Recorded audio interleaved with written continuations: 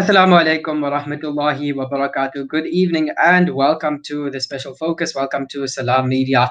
It is indeed Wednesday, the 27th of January 2021. And just like that, the first month of the year has come and gone. Whether you've joined us via audio stream online, salammedia.com/listen-live, or you are listening via our free to air decoder option, perhaps even watching this discussion live on our Facebook and YouTube channels, welcome. And I do hope that you enjoy the show. Let me know what are your thoughts throughout the show. You can interact with us. And if you are a frequent listener, of course, you'd know. But for the new listeners as well, welcome to the show. And remember that you can interact with us. Our WhatsApp number for WhatsApp text messages is 061 766 0355. Alternatively, you can tweet and tag at Alarm Media, but please don't forget to use the hashtag the special focus. And for those of you who feel it more comfortable to comment below our Facebook and YouTube live streams, you could most certainly do that as well. So really, any one of those options which suits you best. So it's going to be exciting this evening. We're going to be discussing firstly. In our first segment, we're going to be discussing the Political Party Funding Act, which was recently signed into law. That discussion comes up shortly, and we'll be having that discussion up until around 8:45 this evening. And then taking us from 8:45 until 9 o'clock, we're going to be speaking to the spokesperson for Rustenburg local municipality. We are aware of some severe challenges with regards to water in that area, particularly the Zanyaville area. So if you are from that area, do tune in, especially during that segment, to hear what your municipality has to say regarding this severe issue which has gripped your area for quite some time now, I believe. But we take a quick break, and when we get back, we will get straight into it. Please do stay tuned.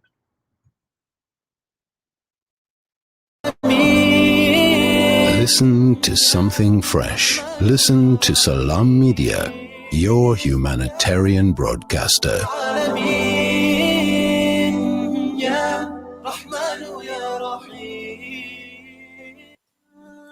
As winter grips the Northern Hemisphere, refugees, IDPs, and other vulnerable communities are doing all they can to survive.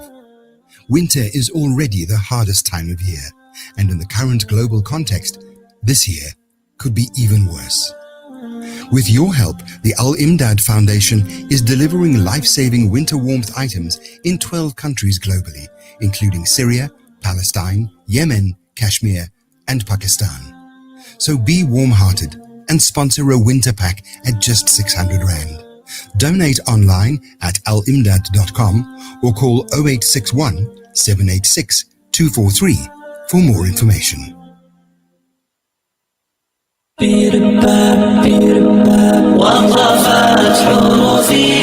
Cape Town Tours.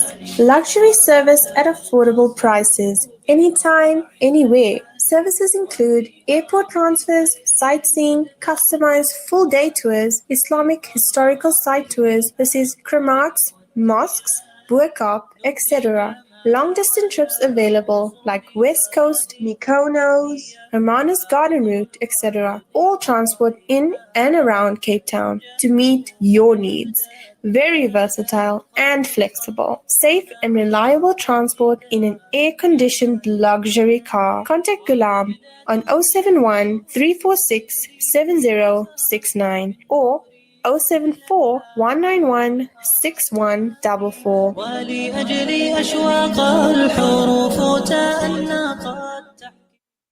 Listen to something fresh. Listen to Salam Media. Welcome back. Yes, it is indeed the special focus. This is Salam Media. My name is Zahid, Jadwat, and we are together up until 9 p.m. this evening. In fact, this evening we are going to prolong the show for a few minutes after 9 p.m. Because we have a really interesting discussion, a really important one, in fact, that comes up at about 8:45. We're going to be speaking about the situation in Zinyaville, where residents have been facing water interruption for quite a while now, and these interruptions are said to be occurring quite frequently as well.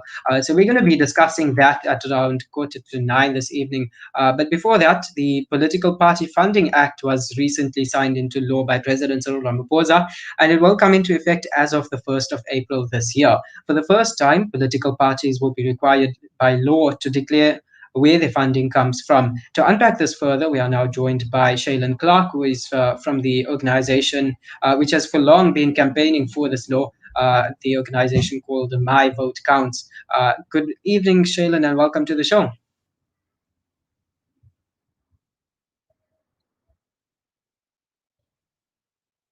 Shailan? Oh, can you hear me? Good evening, Zahid. Okay, good evening, and thank you so much for joining us. Thank you so much. We also have Jimmy Ramokgopa, quite a frequent guest on the show as well. He's a social political analyst at Politricks South Africa. Thank you, Jimmy, once again for availing yourself. Good evening, and thank you for having me on your show. All right, so we'll start with you, Shailan. What do you make of the signing into law of this act? Yes, well, my accounts, our organization actually started many years ago with the mandate to uncovering the private and public funding of political parties. So we are elated that this has finally happened. If you recall, the president had halfway signed this law, signed this act into law back in 2019, but he had not commenced, not signed the commencement date.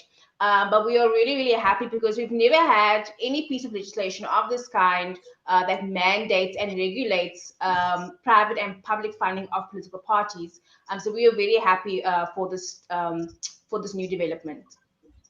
All right, so perhaps before we move on with this discussion, could you give us some background to this law? How did it come about? So initially, My Vote Counts, we tried doing research in uncovering the private and public funds of political parties. There is this act called the Promotion of Access to Information Act. So this, or PIO for short. So this law you can use to get private information from government entities, companies, etc. But in our research, we found that we couldn't really use this to find funding information of parties, which really is a constitutional right to your access to information, as well as this information really helps you to make an informed vote. Again, also a constitutional right. So we went through our court system to declare the PIO unconstitutional, which we won, which the Constitutional Court confirmed back in 2018. And during that process, the PPFA came about as well, and Parliament went through the process of going through the legislative process with the PPFA back in 2017. So there's like two pieces of laws regulating party funding. Yes, so we went through the whole parliamentary process with Parliament and other CSOs, businesses, political parties as well. It was very inclusive process. The bill was then passed in 2018, and the president again halfway signed it in 2019. So it was a long process, but a very consultative process with various CSOs, businesses, the IEC, of course, and political parties. All right, so you do this. I think it's been quite a long road, a long journey for you guys.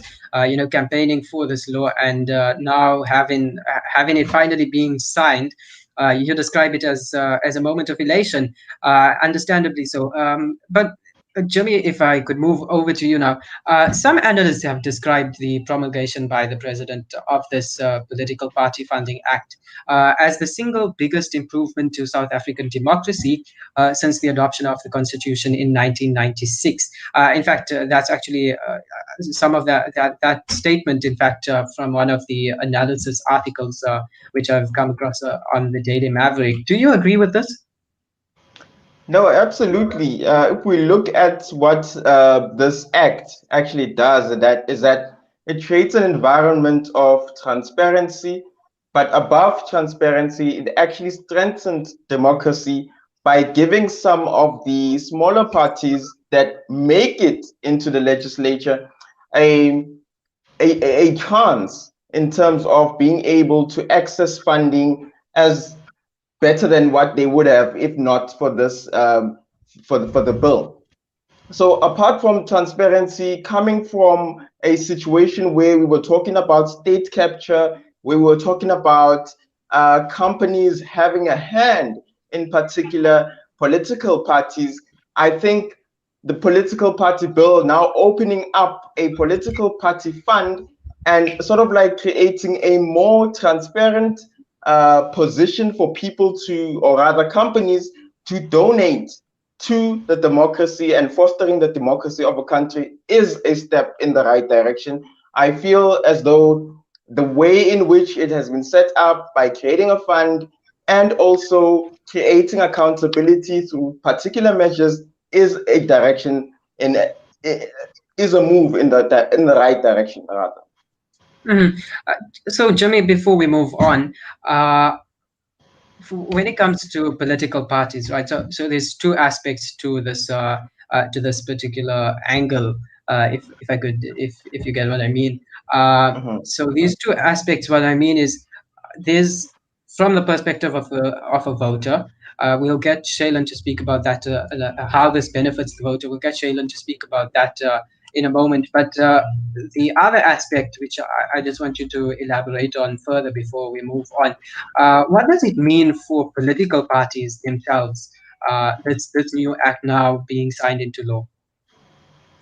Well, it means different things for different parties. As we've seen, some parties like the EFF not agreeing with particular sections of the act, particularly Clause 10. But what it means in general is that companies now have a space to participate in terms of donations without feeling as if they are getting their hands dirty. And that option is given through the political party fund. So if private sector can contribute to our democracy in that way, it means that smaller political parties now have a chance to access funding, but then it also means that the bigger political parties that actually have influence in actual government work won't necessarily have that ability in order to collude as much as possible with private company.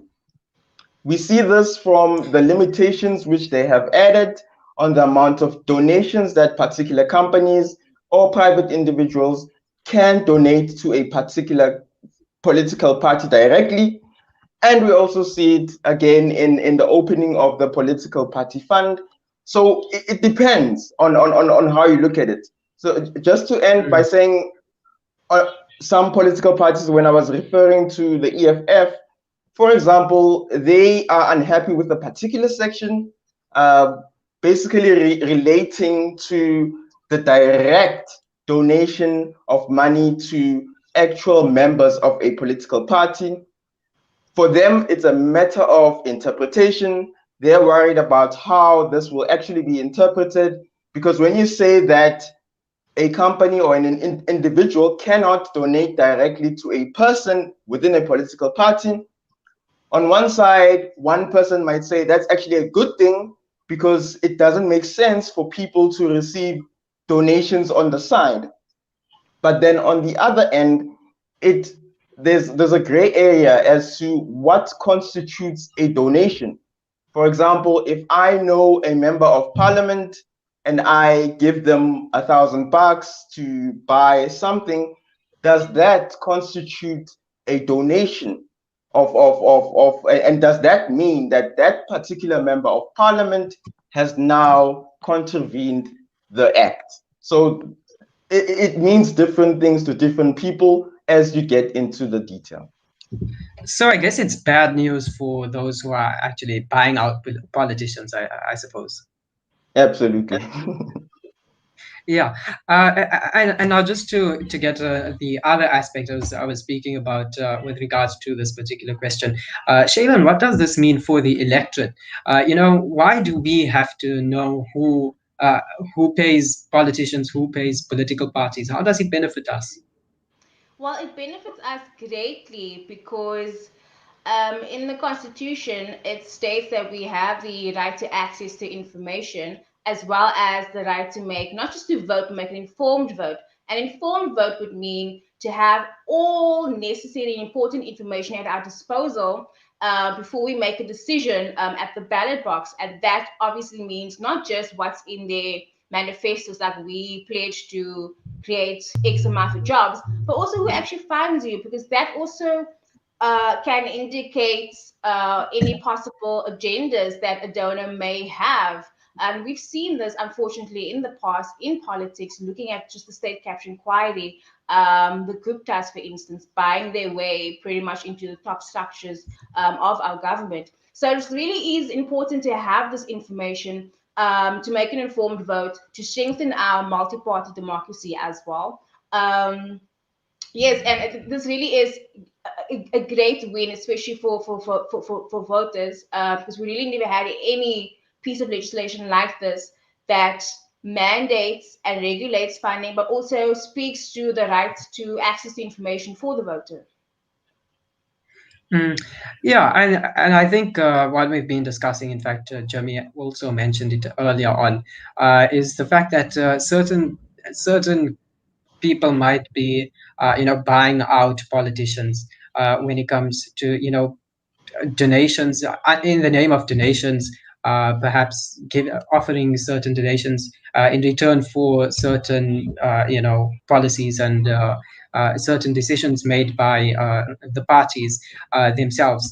But do you think this is really gonna this particular law is gonna help to reduce corruption that occurs as a result, Jimmy?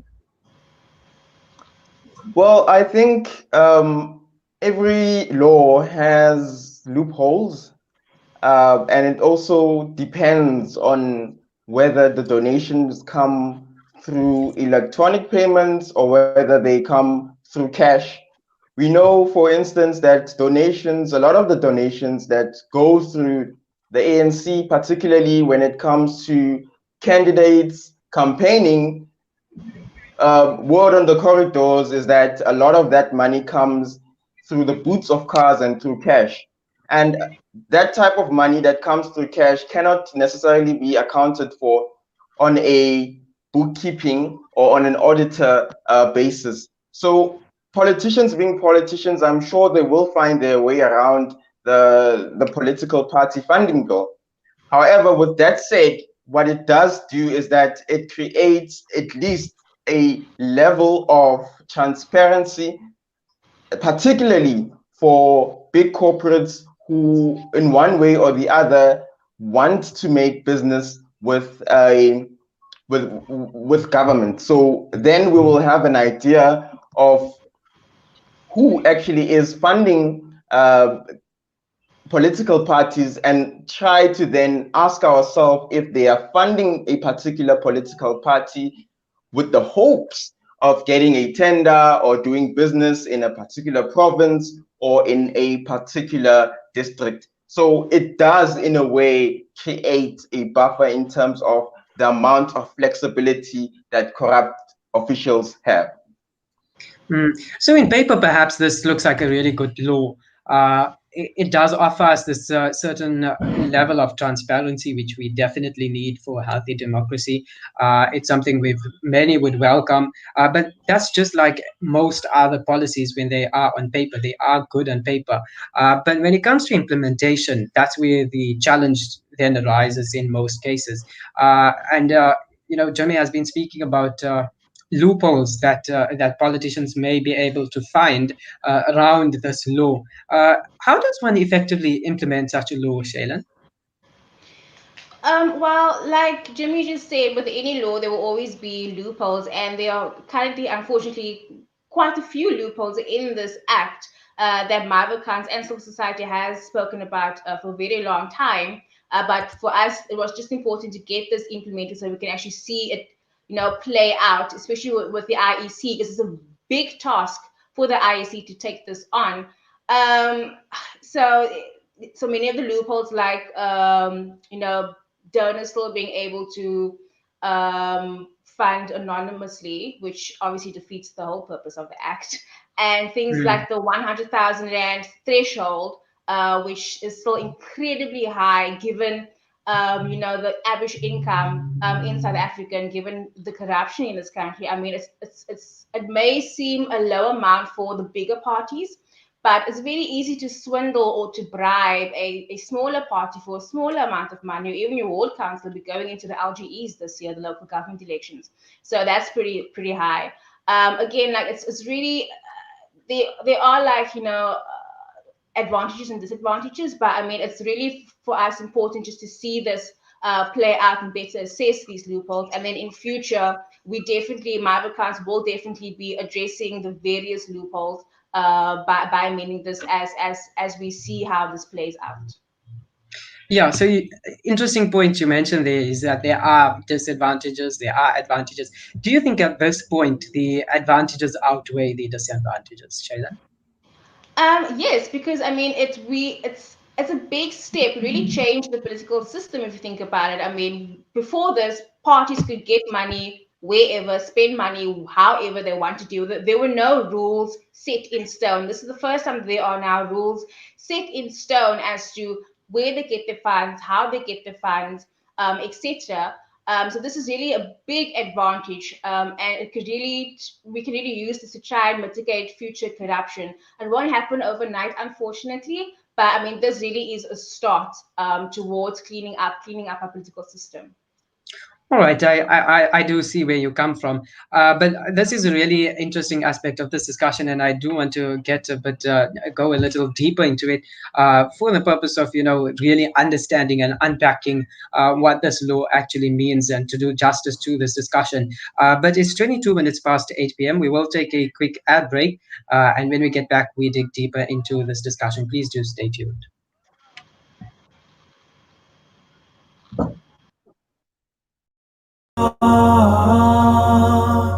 Listen to Salam Media. Freedom Stationery supply Marlin and Marlin Kids pens to me and my school friends. They supply just about everything we need to help us get a better education, from books to files to rulers. In fact, any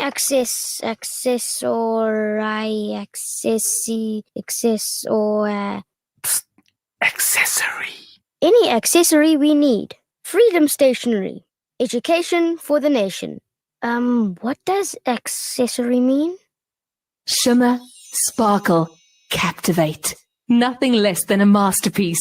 Droplets of gold inspires precious design. Platinum bursts with intricate freshness. And every pure diamond becomes more than just a girl's best friend. Voda Gold Gem Jewelers, where timeless dreams become a reality. Come to us. We tailor-make designer gold, platinum, and diamond jewelry. Trade in or remodel your old gold. Clad yourself with classy name-branded watches. We offer insurance valuation and freezer card calculation. Visit us at 534 Ridge Road, Overport, or call 031 208 9142. Voda Gold Gem Jewelers, manufacturers of fine gold and diamond jewelry. They say breakfast is the most important meal of the day, yet many children go to school hungry because of poverty.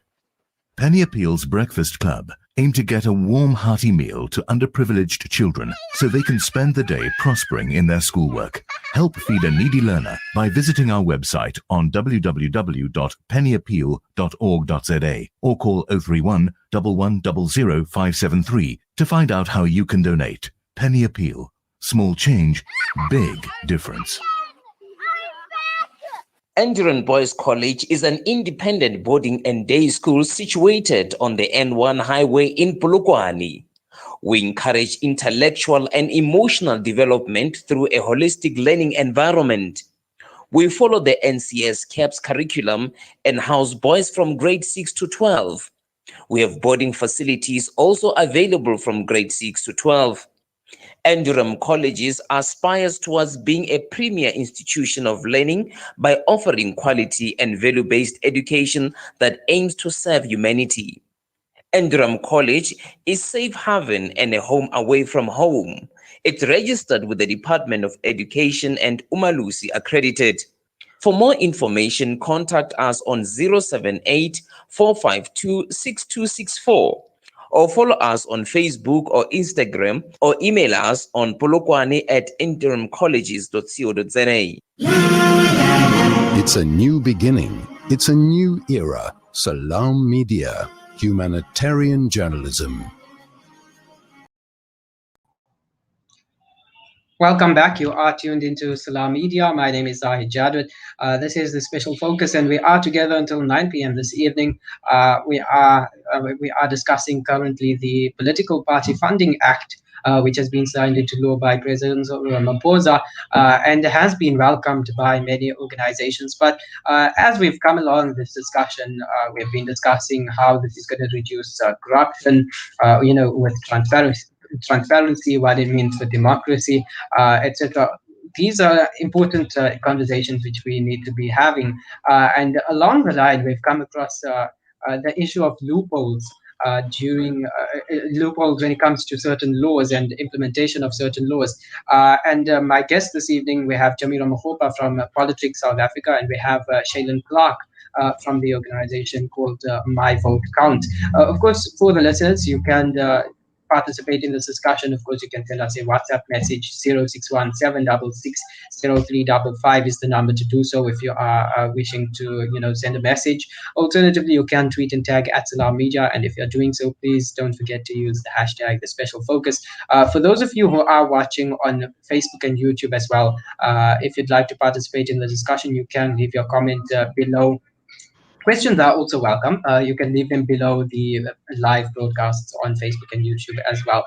So continuing with this discussion, Jimmy, I want to pick up where we left off before the ad break. I want to pick up with you and get your thoughts on this. So we're discussing the loopholes, and a particular loophole that comes to mind when discussing this particular act, the Political Party Funding Act, is the threshold of 100,000 rand. So basically, donations which are made less than 100,000 rand do not have to be disclosed by parties. So say, for example, multiple donations are made less than 100,000 rand. Such donations wouldn't require parties to disclose the details. So does this jeopardize the purpose of this very act, Jimmy?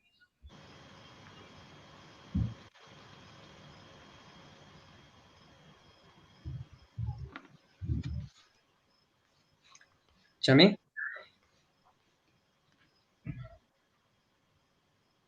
Okay, we seem to be having a bit of trouble connecting with Ramokgopa, but unfortunately, we're going to have to start wrapping up with this discussion. And if we can get Jimmy to give us his final thoughts as well, I think we will most certainly get him to give us his final thoughts. But to begin wrapping up this discussion, Sheilan, your final thoughts? Yes, again, this is really important. A step towards cleaning up our democracy. It should be hailed by every South African citizen, political parties as well. We were just talking about the loopholes. Yes, like the 100,000 rand threshold. Again, like I said, is too high. For instance, like I explained, it could be easy to swindle or bribe or buy smaller parties and ward councillors. But again, this is just a massive big step towards a stronger multi-party democracy and just a stronger constitutional democracy for South Africa. All right. So what I get from this discussion is that it's a win for democracy, and I think transparency is really important within a democracy. It's really unfortunate that we can't get final thoughts from Jimmy as well. But his connection letting us down this evening.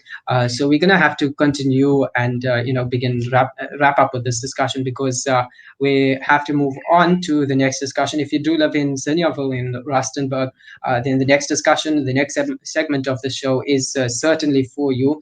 We're going to actually dive right into it because although we had planned to have this discussion at 9:15, unfortunately our guest is only available at 8:30. So we're going to have to rush straight into that discussion. Apologies to Jimmy and Sheilan for cutting your time short, but we're going to have to rush into that discussion. So thank you so much for your participation, Jimmy and Sheilan.